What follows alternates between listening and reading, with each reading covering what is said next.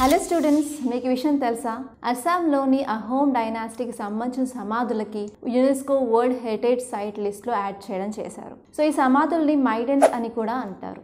So ఇది ఏంటి అంటే అహోమ్ డైనాసిటీకి సంబంధించిన నోబుల్స్ కానీ రాయల్స్ కానీ ఇది ఫైనల్ రెస్టింగ్ ప్లేస్ అని చెప్పడం జరుగుతుంది. సో ఈ అస్సాం వచ్చేసి ఈ అహోమ్ డైనాసిటీ కింద 600 సంవత్సరాల వరకు వాళ్ళే రూల్ చేశారు. సో ఇలా రూల్ చేయడం వల్ల ఏంటంటే అహోమ్ డైనాసిటీ ఒక లెగసీ కానీ ఒక ప్రాస్పెరిటీ కానీ ఇక్కడ చూడడం జరుగుతుంది. సో ఇలా ఏదైనా ప్లేస్కి యునెస్కో వరల్డ్ హెరిటేజ్ సైట్ లిస్ట్లో అనేది యాడ్ చేయడం వల్ల ఏంటంటే గ్లోబల్గా అంటే వరల్డ్ వైడ్ మనకి రికగ్నిషన్ అనేది తెలుస్తుంది. అదే కాకుండా ఆ ప్లేస్ యొక్క టూరిజం కి కూడా బూస్ట్ అవ్వడం జరుగుతుంది.